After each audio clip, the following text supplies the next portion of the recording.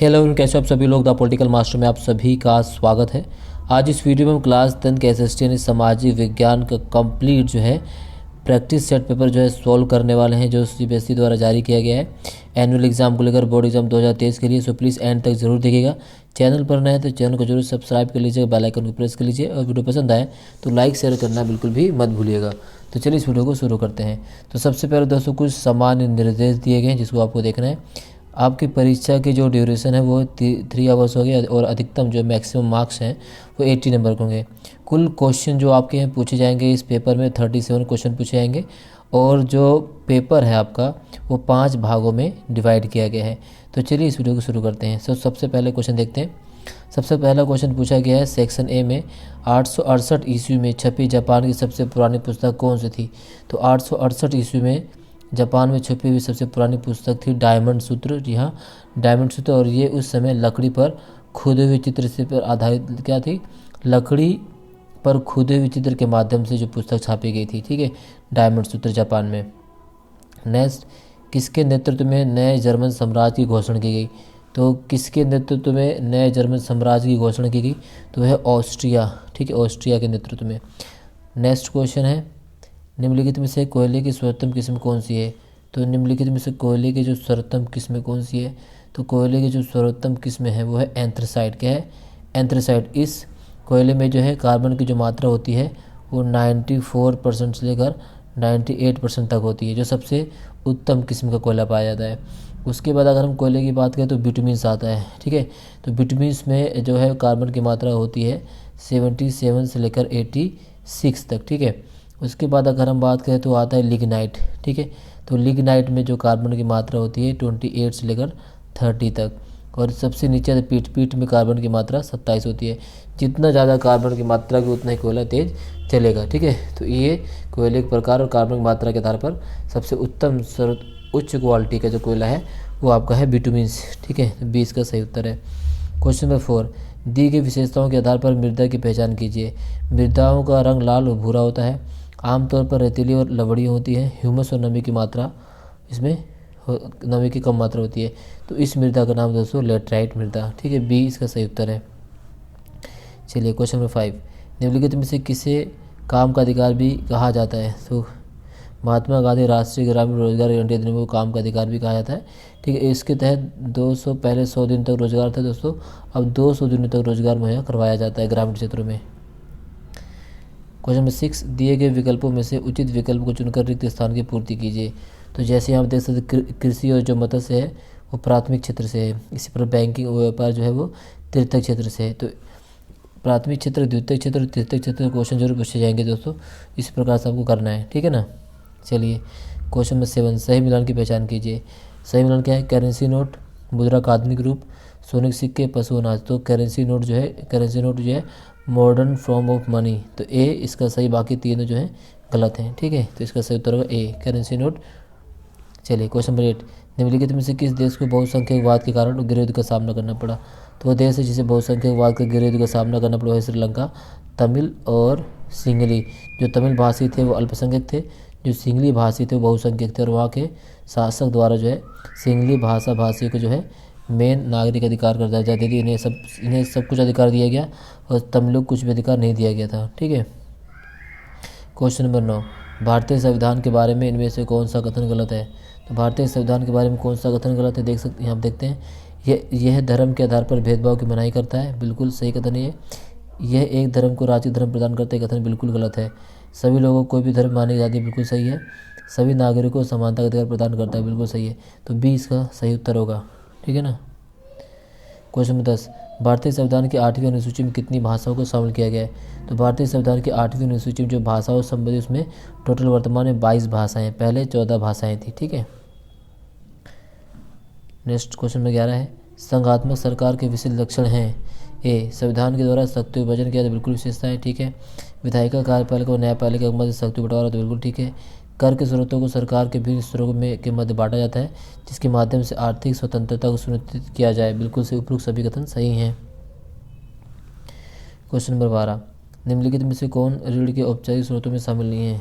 तो ऋण के औपचारिक स्रोतों में अगर हम बात करें तो व्यावसायिक बैंक ऋण के औपचारिक स्रोतों में शामिल है, सहकारी समितियाँ शामिल हैं, ग्रामीण बैंक शामिल है। साहूकार जो है ऋण का अनौपचारिक स्रोत ना कि औपचारिक, तो डी इसका सही उत्तर है। ठीक है, चलिए यहाँ पर जो है कथन और कारण वाले क्वेश्चन पूछे गए हैं। छपाई खाने की संख्या में वृद्धि के साथ साथ पुस्तक के उत्पादन में वृद्धि भी बिल्कुल सही है। योहान गुटेनबर्ग ने प्रिंटिंग प्रेस का आविष्कार किया। ठीक है, तो कारण था। ठीक है, तो इस कथन और कारण दोनों बिल्कुल सही है, ए इसका सही उत्तर है। नीचे देखिए, इसमें भी एक जवाहरलाल नेहरू ने बांधों को आधुनिक भारत के मंदिर कहा था, बिल्कुल कहा था। बहुउद्देशीय नदी घाटी परियोजनाएं देश को विकास और समृद्धि रास्ते पर ले जाती हैं। ठीक है, तो कथन और कारण यहाँ पर दोनों संकल्पना सा भी सही है और कारण भी सही है, परंतु इसकी व्याख्या नहीं है, तो बी इसका सही उत्तर है। क्वेश्चन नंबर 15 देख सकते हैं। परिवहन, भंडारण, संचार आदि तृतीय गतिविधियों के उदाहरण है, बिल्कुल ठीक है। ये गतिविधियाँ वस्तुओं के उत्पादन के बजाय सेवाओं का सृजन करती हैं, बिल्कुल सभी सही हैं, ए इसका सही उत्तर आएगा। इसी प्रकार से क्वेश्चन नंबर 16 दिया गया, इसको आपको करना है। भारत में महिलाओं की साक्षरता दर पुरुषों की अपेक्षा कम, बिल्कुल ठीक है। भारतीय समाज अभी भी पितृ प्रधान है, तो भारतीय समाज अभी भी पितृ प्रधान ही बिल्कुल नहीं कहा जा सकता। तो वर्तमान में पितृ प्रधान तो नहीं है, फिर भी महिलाओं को अधिकार प्रदान किया था, तो संकल्पना शासी कारण बिल्कुल गलत है। ठीक है, इसी प्रकार से क्वेश्चन नंबर 17, निम्नलिखित में से कौन सी भारतीय बहुराष्ट्रीय कंपनी है? तो बहुराष्ट्रीय कंपनी की बात करें तो वर्तमान में टाटा मोटर्स है, इन्फोसिस है, रैनबैक्सी वर्तमान में नहीं, क्योंकि रैनबैक्सी का जो है सन फार्मा में जो विलय हो गया, इसका नाम बदल दिया गया। हालांकि पहले रैनबैक्सी भी बहुराष्ट्रीय कंपनी थी। कब तक थी ये? 1961 तक रैनबैक्सी बहुराष्ट्रीय कंपनी थी, लेकिन जो है 2015 में इसे सन फार्मा में जो है विलय कर लिया गया। तो वर्तमान में इनमें से जो है केवल दो ही बहुराष्ट्रीय कंपनी है, टाटा मोटर्स और इन्फोसिस। तो इसका जो सही उत्तर आएगा दोस्तों, यहाँ पे देख सकते हैं 1, 2 और 3 यहाँ पे दे रखा है। तो यहाँ पे 1, 2, 3 दे रखा, तो यहाँ पे आप कर सकते हैं। तो कथन 1, 2, 3 तीनों सही है। ठीक है, तो इसका जो रैनबैक्सी से सन फार्मा में विलय कर दिया गया है। तो वर्तमान में बहुराष्ट्रीय कंपनी की संख्या कितनी है? 67 है, 67। निम्नलिखित में से कौन सा राजनीतिक दल का कार्य है? तो राजनीतिक दल का कार्य कौन सा है? सरकार बनाना राजनीतिक दल का कार्य है, चुनाव लड़ना राजनीतिक दल का कार्य है, जनमत निर्माण राजनीतिक दल का कार्य है। उपरोक्त सभी इसका सही उत्तर है, डी सही है।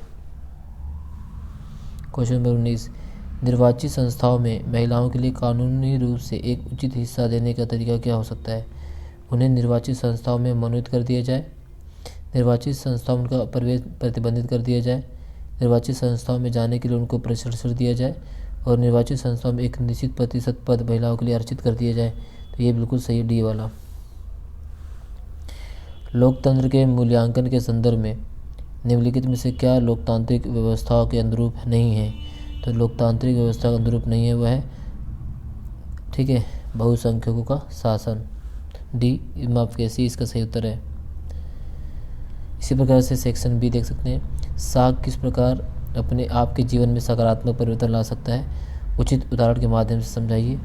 क्वेश्चन नंबर 22, राजनीतिक दल की आवश्यकता क्यों होती है? ठीक है, तो हमें राजनीतिक दल की आवश्यकता क्यों होती है? तो सबसे पहले राजनीतिक दल जो चुनाव लड़ते हैं वो सरकार बनाते हैं, और सरकार की नीतियों को एक ही दिशा में वो लागू करते हैं, जिसके माध्यम से जनता का विकास हो सकता है। ठीक है, इसके अलावा अगर और राजनीतिक दलों की बात करें तो राजनीतिक दल सरकार के माध्यम से नीतियों के निर्माण करते हैं, और नीतियों के माध्यम से देश की व्यवस्था चलाया जाता है। इसी में अथवा पूछा गया है कि किसी राजनीतिक दल के राष्ट्रीय राजनीतिक दल बनने की क्या आवश्यकता है? तो सबसे पहले आपको पता होना चाहिए किसी भी राजनीतिक दल को राष्ट्रीय राजनीतिक दल जो बनने की न्योता देता है चुनाव आयोग घोषणा करता है। अब कोई भी दल राष्ट्रीय दल कैसे बनता है? तो सबसे पहले आपको पता होना चाहिए कि लोकसभा में, जी हाँ, लोकसभा में पड़े कुल वोटों का अथवा लोकसभा में पड़े कुल वोटों का अथवा 4 राज्यों में, ठीक है, 4 राज्यों के विधानसभाओं में पड़े कुल वोटों का 6%, कितना प्रतिशत? कुल वोटों का 6% प्राप्त करना, और लोकसभा के चुनाव में कम से कम कितने? लोकसभा के चुनाव में कम से कम 4 सीटें हासिल करना। अगर ऐसा कोई पार्टी कर लेती है तो उसे राष्ट्रीय पार्टी का दर्जा दे दिया जाता है। वर्तमान में जो आम आदमी पार्टी की सरकार है, आप उसे राष्ट्रीय पार्टी का दर्जा दे दिया गया है। इसी प्रकार से क्षेत्रीय दलों को भी दर्जा कौन देता है? तो क्षेत्रीय दलों को दर्जा देता है चुनाव आयोग। कैसे? ठीक है, कैसे देता है? तो राज्य विधानसभा के चुनाव में पड़े कुल मतों का 6% या कम से कम 2 सीटें वो जीत जाए तो उस पार्टी को क्षेत्रीय पार्टी का दर्जा दिया जाता है। ठीक है, अगला क्वेश्चन, किसी भी अन्य सरकारों की तुलना में लोकतांत्रिक सरकारें बेहतर होती हैं, उपयुक्त तर्कों द्वारा कथन को न्याययुक्त ठहराइए। बिल्कुल, किसी भी अन्य सरकारों की तुलना में लोकतांत्रिक सरकारें बेहतर होती, क्यों? क्योंकि जो लोकतांत्रिक सरकारें होती हैं वो समानता के सिद्धांत पर आधारित होती हैं। लोकतांत्रिक सरकारों द्वारा जो है बिना भेदभाव के कानून व्यवस्था को चलाया जाता है। ठीक है, इसमें बहुसंख्यक का शासन नहीं होता है, चाहे वो किसी भी जाति, समुदाय, किसी भी धर्म को समानता के सिद्धांत पर काम किया जाता है। ठीक है, इसी प्रकार से क्वेश्चन नंबर 24 पूछा गया है, वनों के संरक्षण हेतु कोई 2 उदाहरण बताइए। तो वनों को संरक्षण करने के वन अधिनियम कानून लागू किया 1972 में, संरक्षण लागू किया गया और वनों को आरक्षित संरक्षित चीज़ों में बांट दिया गया। ठीक है, इसे आपको लिख सकते हो। इटली के एकीकरण की प्रक्रिया काफ़ी इंपॉर्टेंट, यहाँ से तो क्वेश्चन बार बार पूछा जाता है, ये डेफिनेटली पूछा जाता था इटलीकरण की एकीकरण की प्रक्रिया की अगर हम बात करें। ठीक है, तो दोस्तों सबसे पहले आपको पता होना चाहिए एकीकरण से पहले जो था ना, इटली राजनीतिक रूप से एक बिखरा हुआ राष्ट्र था और 19वीं सदी के मध्य में यह 7 राज्यों में, कितने राज्यों में? 7 राज्यों में बंट गया था। इनमें से केवल एक राज्य जिसको हम कहते हैं सार्डिनिया, क्या नाम है इसका? ठीक है, सार्डिनिया। ठीक है ना, एक राज्य केवल सार्डिनिया पिडमांट में ही एक इटालवी राजघराने का शासन था। देश का जो उत्तरी भाग था ऑस्ट्रेलिया के हैब्सबर्ग शासकों का अधीन था और मध्य इटली पर पोप का शासन था और देश के दक्षिण भाग पर स्पेन के बुर्बो वंश का, किसके? स्पेन के बुर्बो वंश का अधिकार था और इतालवी भाषा में भी अभी भी साझा रूप धारण नहीं किया गया था। इटली के एकीकरण कैसे होता है? ठीक है, तो इटली का जो एकीकरण था वो सार्डिनिया पिडमांट के शासक विक्टर, इसका नाम क्या था? शासक का नाम था, उसका नाम था विक्टर। ठीक है, विक्टर इमैनुअल। ठीक है, विक्टर इमैनुअल द्वितीय के अधीन संपन्न हुआ था जो इटली का एकीकरण था और यह प्रक्रिया मुख्य रूप से 4 चरणों में पूरी हुई थी। इसमें विक्टर इमैनुअल द्वितीय के अधीन 3 अन्य व्यक्तियों का इटली का एकीकरण में योगदान रहा है। वे व्यक्ति कौन कौन से हैं? वह मेस्सिनी, कौन कौन से इसके साथ? ठीक है, मेस्सिनी, कावूर एंड तीसरे हैं गैरीबाल्डी। ठीक है, गैरीबाल्डी। तो मेस्सिनी, कावूर, गैरीबाल्डी, इन तीनों को आपको एक्सप्लेन कर देना, उसका उत्तर आपको कंप्लीट हो जाएगा। ठीक है, इसी प्रकार से ब्रिटानिया, अथवा हम पूछे ब्रिटानिया राष्ट्र के निर्माण की प्रक्रिया वर्णन कीजिए। क्वेश्चन नंबर 26 है, मुद्रण क्रांति के समाज पर पड़ने वाले प्रभाव को वर्णन कीजिए। देखो, मुद्रण क्रांति का समाज पर क्या प्रभाव पड़ा? तो मुद्रण क्रांति के जो है ना, समाज पर बहुत ही ज़्यादा प्रभाव। समाज, अगर महिलाओं की बात करें, गरीब जनता की बात करें, ठीक है, इसके साथ साथ अगर हम गरीब जनता के अलावा अन्य चीज़ों की बात करें तो उसका बहुत ही महत्वपूर्ण से प्रभाव पड़ा था कि जो महिलाएं थी अब पुस्तकों को पढ़ने लगी थी, गरीब जनता तक जो है पुस्तकें पहुंचने लगी थी, क्योंकि पुस्तकें पढ़ना हर किसी बस में हो गया था। जब ज़्यादा पुस्तकें छापी जाने लगी, पुस्तकें सस्ती होने लगी, जब सस्ती हुई तो अन्य लोग भी इस पुस्तक को प्राप्त करने लगे क्योंकि इनके दाम कम हो गए थे। तो इससे ये काफ़ी प्रभाव रहा और लोगों के मन के अंदर राष्ट्रवाद की भावना का भी प्रसार इसी मुद्रण क्रांति के बाद होता है। नेक्स्ट क्वेश्चन है, अलग अलग लोगों के लिए विकास के लक्ष्य अलग अलग हो सकते हैं। ठीक है, तो अलग अलग लोगों के लिए विकास के लक्ष्य अलग अलग हो सकते हैं, है ना। तो यहाँ पर अगला क्वेश्चन पूछा है कि अलग अलग लोगों के लिए विकास के लक्ष्य अलग अलग हो सकते हैं। नेक्स्ट क्वेश्चन है कि भारत में विधायिका महिलाओं के कम प्रतिनिधित्व के लिए जिम्मेदार कारकों का विश्लेषण कीजिए। ठीक है, और अगला है, भारत में पर्यटन के विकास की अपार संभावनाएं, कथन की विश्लेषण कीजिए। इन तीनों क्वेश्चन उत्तर हमने पहले बता रखे दोस्तों, इसका वीडियो की लिंक डिस्क्रिप्शन में दे देंगे, वहाँ से आप देख सकते हैं। इसके अलावा तो चलिए सेक्शन डी की बात करते हैं। सेक्शन डी में क्वेश्चन पूछा गया है कि 5 नंबर में 1992 का, यहाँ क्या पूछा गया, 1992 का संविधान संशोधन भारत में सत्ता के विकेंद्रीकरण की दिशा में एक महत्वपूर्ण कदम था, कथन की व्याख्या कीजिए। तो obvious सी बात है, 1992 के जो विकेंद्रीकरण भारतीय संविधान में काफ़ी महत्वपूर्ण योगदान रखता है। ठीक है, तो इसको अगर हम बात करें, यहाँ पर आप देख सकते हैं जो 1992 में जो 73वां कौन सा संशोधन हुआ था, 73 अमेंडमेंट, 73वां। ठीक है, 73वां संविधान संशोधन किया गया और इसने स्थानीय सरकार से संबंधित कुछ प्रावधान किए। तो पहला प्रावधान क्या था कि पंचायती राज में 3 स्तरीय ढांचा स्थापित किया गया और यह गांव के लिए पंचायत, ब्लॉक के लिए ब्लॉक समिति और जिले के लिए जिला परिषद की स्थापना करता है। ठीक है, अब स्थानीय सरकारों के लिए प्रत्येक 5 वर्ष बाद जो चुनाव कराना बहुत ज़रूरी कर दिया गया है। ठीक है, इसके साथ साथ स्थानीय सरकार की कुल सीटों में 1/3 स्थानीय स्तरों के लिए क्या कर दिया, आरक्षित कर दिया गया। अनुसूचित जाति, जनजाति तथा पिछड़े वर्ग के लिए उस क्षेत्र में उनकी जनसंख्या के अनुसार जो स्थान आरक्षित रखे गए।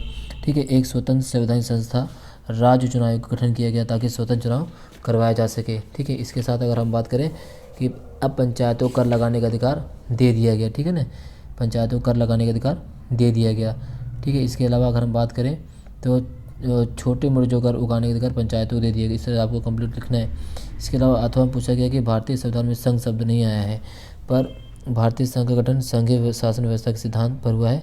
कथन के परख कीजिए। विषय बताएं जो भारत की अगर हम बात करें तो भारतीय संविधान में संघ शब्द का इस्तेमाल नहीं किया गया। जो भारत में संविधान जो व्यवस्था अपनाई गई वो साथ लेकर राज्यों को साथ लेकर। ठीक है, सबसे अगर हम संघवाद की डेफिनेशन की बात करें तो संघवाद क्या होता है? एक ऐसी शासन व्यवस्था जिसमें शासन की शक्तियों का केंद्रीय तथा राज्य सरकार के बीच बंटवारा होता है, उसे हम क्या कहते हैं? संघवाद कहते हैं। और भारत में शक्तियों का बंटवारा जो संविधान के माध्यम से केंद्र और राज्य में किया गया है। चाहे अगर हम देखें तो राज्य सूची, समवर्ती सूची और केंद्र सूची। केंद्र सूची पर कानून बनाने का केंद्र सरकार के पास होता है। राज्य सूची पर कानून बनाने का राज्य सरकार के पास होता है। और जो समवर्ती सूची है इस पर केंद्र और राज्य दोनों कानून बना सकते हैं। परंतु अगर केंद्र और राज्य में बहस हो कि किसका कानून अच्छा है तो ऐसे में केंद्र के जो है महत्व प्रदान किया जाता है। ठीक है ना। इसके साथ साथ अगर हम बात करें तो संघवाद को भारतीय संविधान में सुचारू रूप से संविधान के माध्यम से लिखित और कठोर संविधान के माध्यम से चलाया जाता है। संविधान की सर्वोच्चता है, स्वतंत्र न्यायपालिका है और 2 स्तरीय विधायिका है और शक्तियों का विभाजन किया गया है। इस तरह से आपको कंप्लीट इसको लिख लेना है। ठीक है, इसके बाद अगर हम बात करें तो असंगठित, ठीक है, क्वेश्चन पूछा कि असंगठित क्षेत्र में श्रमिकों की स्थिति में सुधार हेतु कुछ उपाय बताइए। तो असंगठित क्षेत्र में श्रमिकों के सुधार हेतु क्या उपाय किए जा सकते हैं? तो उपाय की अगर हम बात करें असंगठित क्षेत्र में श्रमिकों के लिए तो पहले सबसे पहले मजदूरी की सुरक्षा, क्योंकि असंगठित क्षेत्र में मजदूरों को कम वेतन दिया जाता है और उनको मजदूरी ज़्यादा देनी चाहिए। ठीक है, अगर संगठित क्षेत्रों की बात करें तो वहाँ पर अच्छी मजदूरी होती है। और सुरक्षा क्या है? असंगठित क्षेत्र में मजदूरों का रोजगार सुरक्षित नहीं होता है और उनको कोई नियुक्ति पत्र आदि नहीं दिया जाता है और ना ही कोई सेवा शर्तें निश्चित होती हैं। मालिक जब चाहे उनको निकाल देता है। तो ऐसे में असंगठित क्षेत्रों में ये जो सुरक्षा प्रदान की जानी चाहिए। इसके साथ स्वास्थ्य भी ध्यान में रखना चाहिए और वेतन भी उच्च होना चाहिए और अनेक प्रकार रोजगार भत्ता मिलना चाहिए जो किसको? असंगठित क्षेत्र के लोगों में काम करने वालों को। ठीक, इस तरह से आपको इसको लिखना है। अथवा क्वेश्चन पूछा गया है कि सकल घरेलू उत्पाद क्या है, इसकी गणना किस प्रकार की जाती है, उदाहरण सहित समझाइए।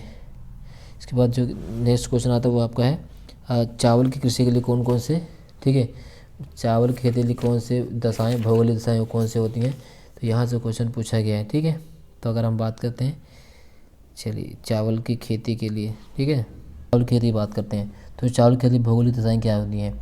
तो चावल क्या है? चावल सबसे पहले बात करेंगे, आपको लिखना पड़ेगा चावल जो है किसकी फसल है? तो चावल जो है खरीफ की फसल है। ठीक है, खरीफ फसल है। ठीक है, चावल उगाने के लिए उच्च तापमान की आवश्यकता होती है। तापमान कितना होना चाहिए? 25 डिग्री सेल्सियस से अधिक होना चाहिए। चावल के लिए अधिक आर्द्रता, अर्थात आर्द्रता की बात करें तो कम से कम 100 सेंटीमीटर, ठीक है, 100 सेंटीमीटर से अधिक वर्षा की ज़रूरत होती है और कम वर्षा वाले भागों में आर्द्रता कमी की सिंचाई द्वारा पूरा किया जाता है। इसके साथ अगर भौगोलिक परिस्थिति बात करें तो डेल्टाई प्रदेश की मिट्टी चावल खेती के लिए आदर्श रहती है।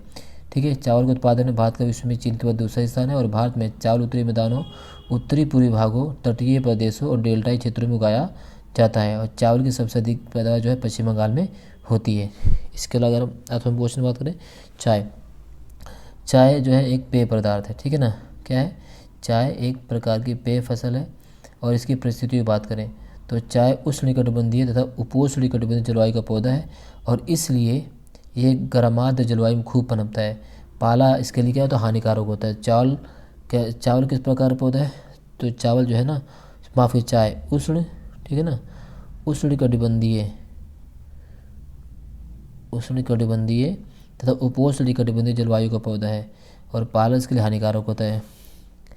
इसके अलावा अगर हम बात करें तो चाय की पैदावार के लिए 20 डिग्री से, ठीक है, तो 30 डिग्री सेल्सियस के बीच तापमान होना चाहिए। इसके लिए वर्षा की मात्रा जो होती है कम से कम 150 सेंटीमीटर, ठीक है, 150 सेंटीमीटर से 300 सेंटीमीटर तक आदर्श मानी जाती है और वर्षा रुक कर सारा साल होनी चाहिए, पूरे साल होनी चाहिए रुक कर। चाय के लिए और बात करें भौगोलिक दशा तो चाय के लिए अच्छे जल निकास वाली मिट्टी अच्छी मानी जाती है और मिट्टी में ह्यूमस तथा जैविक तत्व भी होना चाहिए। इसके लिए मानव श्रम की ज़रूरत होती है और इसलिए इसे सस्ते तथा कुशल श्रमिक उपलब्ध होना आवश्यक है। चाय को बागान पर ही संशोधित किया जाता है ताकि इसकी ताजगी बनी रहे। ठीक है, अगर हम चाय की बात करें तो भारत में चाय उत्पादन करने वाले जो प्रमुख राज्य हैं असम, पश्चिम बंगाल, तमिलनाडु और केरल हैं। ठीक है, और व्यापार में अगर हम बात करें चाय में भारत विश्व का सबसे बड़ा निर्यातक देश है और इस क्षेत्र में श्रीलंका इसका प्रतिद्वंदी भी है। इसके बाद हम बात करें, क्वेश्चन है पूछा गया है कि भारतीय स्वतंत्रता संग्राम के दौरान भारतीयों में सामूहिक अपनेपन का भाव विकसित हुआ, कथन की समीक्षा कीजिए।